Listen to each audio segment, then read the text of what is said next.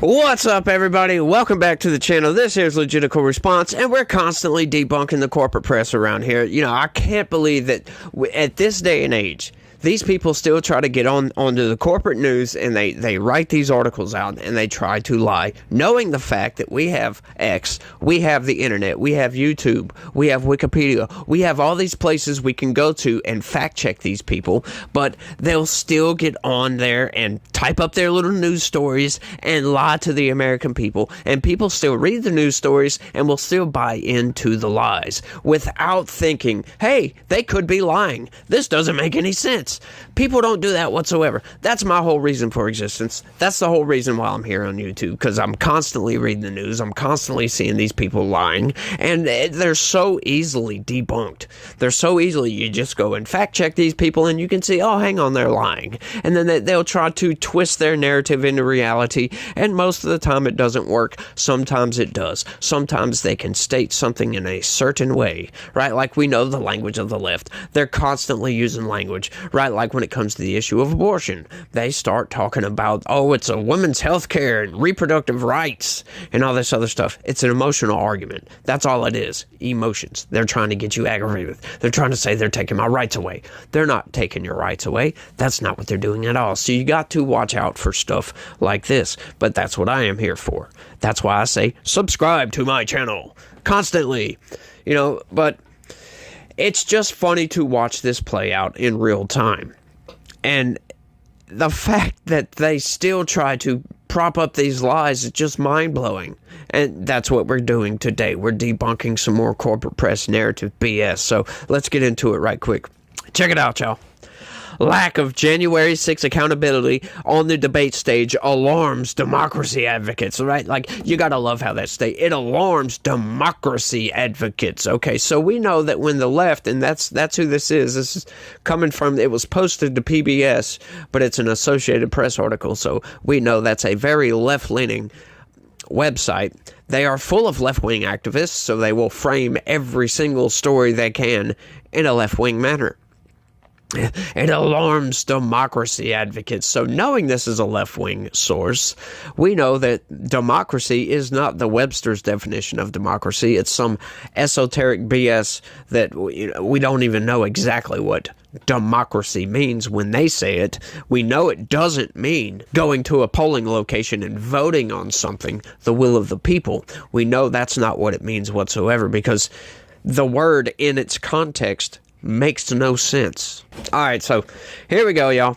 In the first presidential debate, Republican Donald Trump skimmed over the January 6, 2021 attack on the Capitol, shifted blame for the violent mob siege, and declined repeatedly to state unequivocally that he will accept the results of this year's White House election.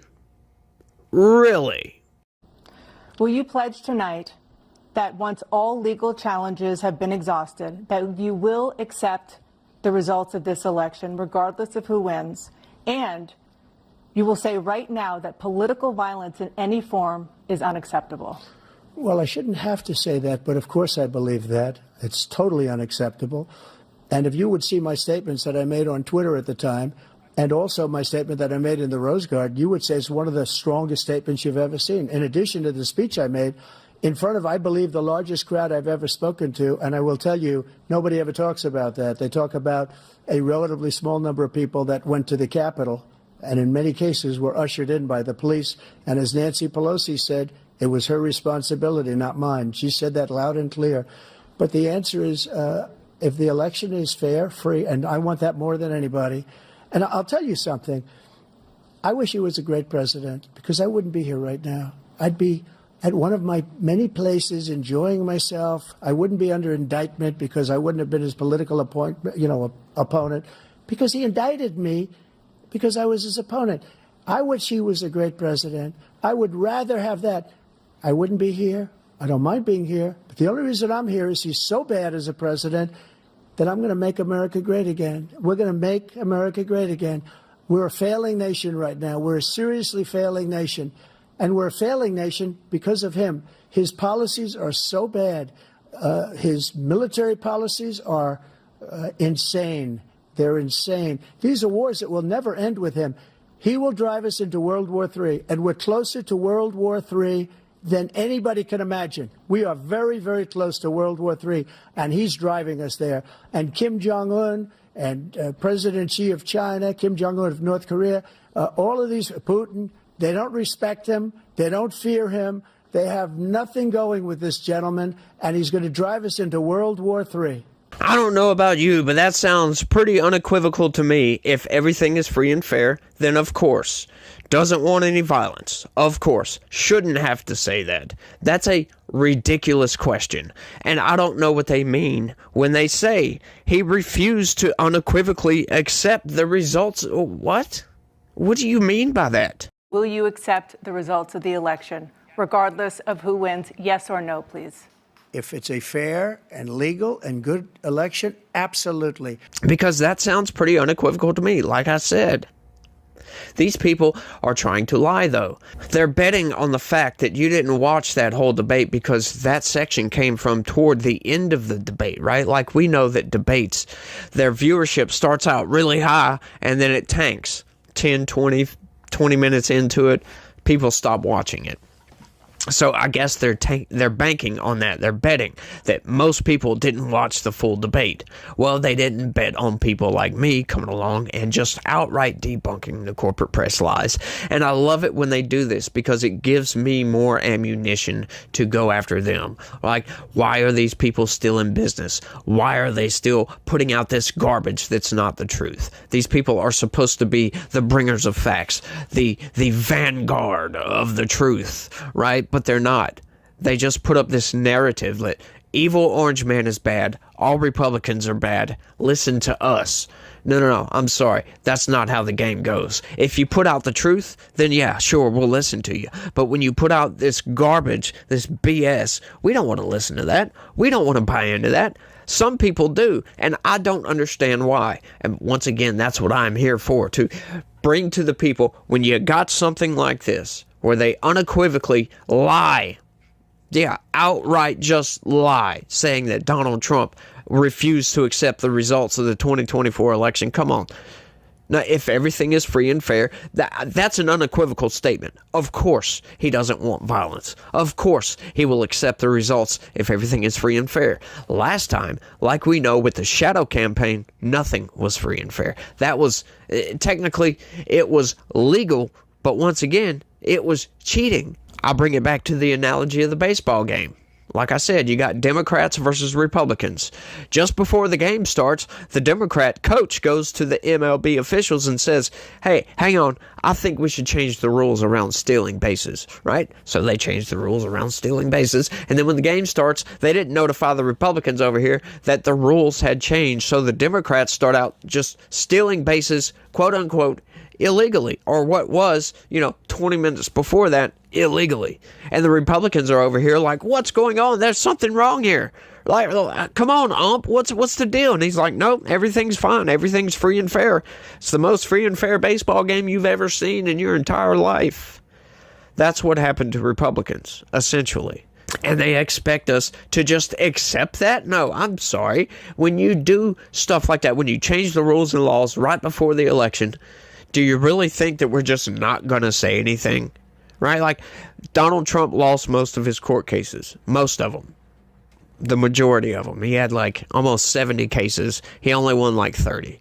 Right? So, and it wasn't enough to overturn the election. Which is, quote unquote, now it's a bad thing if you investigate fraud. But pretty much the only reason he didn't win all of those cases was because of the rule changes. The ones he did win were, legitimate wins or whatever, but let's keep going. And President Joe Biden, who has said the work of his presidency is to restore the soul of the nation, flubbed and floundered, failing to forcefully confront, contradict, and hold Trump, the indicted former president, accountable for the attack on the election and democracy. Huh? When did he attack the election? He didn't attack the election. He attacked the Democrats who cheated to win the election. Questioning the results of the election when you see some quote-unquote fraud, that is the essence of democracy.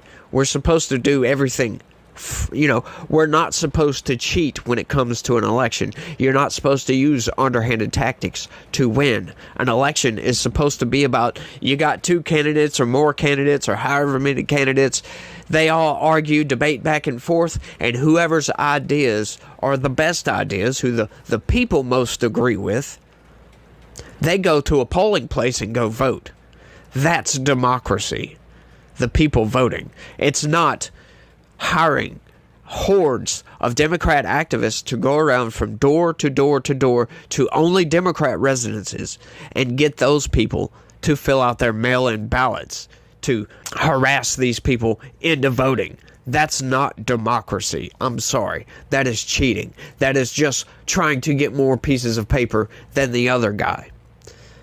That, to me, is not free and fair. It's an extraordinary moment, or lack of one, that is alarming to democracy advocates. The far-reaching effort to overturn the 2020 election and the subsequent insurrection that defined the Trump presidency fading from view during the opening debate of the general election campaign. You want to know why that is? Because now that most of the evidence has come out and most of the people can see what the Democrats did to win that election, they see, okay, we understand why those people were pissed. We understand why those people went to the Capitol on January 6th. And we understand why they were there and what was really going on. So, of course, yeah, all your ranting and railing about, oh, my democracy this and overturning the election, that BS is essentially a toddler screaming because he didn't get his way. People don't care anymore, as a matter of fact. Yeah, you can yell and scream all you want about January 6th. Yeah, we don't care anymore. You can go shove it somewhere else. Mississippi Rep. Bernie Thompson, the Democrat who chaired the House's January 6th committee investigation in the last Congress, said it is a deeply unfortunate situation. We could have a January 6th 2.0, Thompson said Friday outside the Capitol. Yeah, if you guys go ahead and cheat, try to change the rules and laws around elections again to win if you cheat, because this time around, we can see what's really going on. We know Joe Biden is failing and floundering and is unable to run as a president. He shouldn't be there in the freaking first place. So if he actually wins, yeah, we're going to know something is up. We're going to know something's funny. We're going to know something is going on. However, it is incumbent upon, I guess, people like me to reach out to people and say, we don't need violence. We need to do this through legal means, right? The Democrats love lawfare, so let's push lawfare. Let's go nuclear with lawfare and just blast the Democrats with facts and logic and court cases to beat them. Not violence, not insurrections, none of that BS. We've got to win legitimately. And we've got to recognize the shadow campaign for 2024. We got to see what it is so we know how to counter it. We've talked about this several times on the channel. The outcome underscores the choices Americans face this fall as the riot over the 2020 election remains fundamental to the 2024 campaign. No, it doesn't. That's a lie. That's the corporate press narrative trying to say, oh, it's going to be another insurrection. No, it's not. I'm sorry. But also obscured by it, despite the 4-count federal indictment against Trump for working to overturn the results 4 years ago in the run-up to the violent siege and despite the convictions of more than 1,000 people in the Capitol attack. Now, hang on, there's a lot to unpack right there. They talk about Trump's efforts to overturn the election.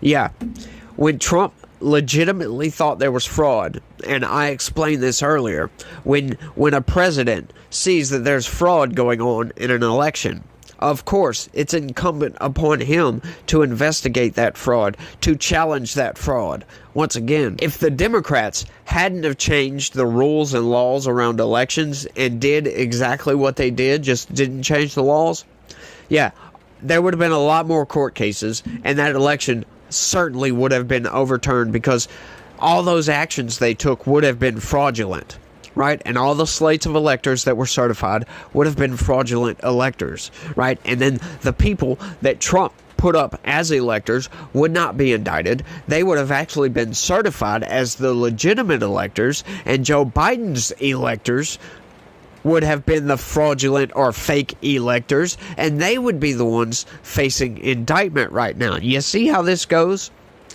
History is written by the victors. Yeah, I'm sorry, not in this case, not when we have the evidence to show what really went down. Yeah, there's no equivocation of that, essentially. It comes as the Supreme Court is weighing cases involving January 6th, including a decision Friday that makes it easier for some riders to contest their charges and convictions, and another expected Monday on whether Trump can claim immunity in the federal election case. Yeah, we talked about the January 6th case coming up, where the prosecutors absolutely got a little bit overzealous and decided to charge a bunch of people that were nonviolent, that went in on the peaceful side of the Capitol, right? Like the corporate press narrative, they constantly forget to talk about that. They constantly forget to say that there was a whole peaceful side, that cops were waving people in and people were just walking through the Capitol, waving their little flags, didn't obstruct any official proceeding, didn't trespass, none of that. And they were still charged. Mind-blowing, y'all. Mind-blowing. That's what our government has come to. Pelosi said Trump presented another pack of lies during the debate. How dare he place the blame for January 6th on anyone but himself, the inciter of an insurrection. Here you go. We did not have any accountability for what was going on there, and we should have. This is ridiculous. You're going to ask me in the middle of the thing when they've already breached the inaugural stuff that should we call the Capitol Police? I mean the National Guard? Why weren't the National Guard there to begin with? They thought that they had sufficient resources. No, there's not a question of how they had. They don't know. They clearly didn't know, and I take responsibility for not having them just prepare for more. She's the one that denied the National Guard. Her and Muriel Bowser, the mayor of D.C., did not want the National Guard, right? And now the corporate press narrative, they'll love to jump on that and say, oh, well, you can't prove that. He didn't call for National Guard. Well, he said he did, right? We don't know if that's true or not. It can't be proven either way. So, what are we led to believe? We don't know. Regardless of the fact, we've got testimony from the chief of the Capitol Police, him calling, crying for help, saying we need more cops, we need National Guard, we need all this and that, and him being outright denied for hours, for like an hour. Outright denied. So Nancy Pelosi is to blame for what happened. Like the FBI, the Capitol Police, they all knew there was going to be a significant amount of people in Washington, D.C. The fact that they knew that and didn't do anything about it, right? Didn't have more cops, didn't call in the National Guard, none of that. Place the blame for that on them. Don't place the blame on them for the people that were fighting with cops and trying to break into the Capitol. No, those people deserve what they got. But there's thousands of people, I say thousands, over 1,000 people that got charged with some sort of trespass and some sort of, obstruction of an official proceeding that shouldn't have gotten charged with that. They shouldn't have been charged with anything, right? The vast majority of defendants, of January 6th defendants, are political prisoners. They went to jail, served their time for nothing. On Friday, the Supreme Court limited a federal obstruction law that has been used to charge Trump alongside hundreds of Capitol riot defendants. You love how the corporate press loves to put it. No. There was only maybe 100 and something actual rioters out of 1,400 people. Mind-blowing, the corporate press lies, man. While the ruling is certain to cause a reconsideration of some cases against the rioters, it is unclear how it will impact Trump's indictments, which include other charges. Trump, during a rally Friday in Chesapeake, Virginia, said, "A great thing just happened," in response to the decision in the obstruction case, to the roar of USA chants from the crowd. They should be immediately released. Immediately, Trump said about the defendants he called the J6 hostages because that's what they are. Most of those people were nonviolent, didn't trespass. There were no barricades, cops waving people in, letting them just walk right on in, walk on through, and in some cases, cops escorting people around through the building, taking selfies with people. Like, you can't call those people rioters, but that's what the corporate press does. And that's what I'm trying to point out to everybody, y'all, to everybody. It's mind-blowing to me that the corporate press will still put this narrative out there, even though we have the evidence, we have the facts to debunk their lies. They still lie, right? Like, it makes absolutely no sense. So, Associated Press, PBS, you are outright lying to the American people, and you shouldn't be doing that. It is terrible that it takes a person like me, who's just a glass guy. I work in construction, right?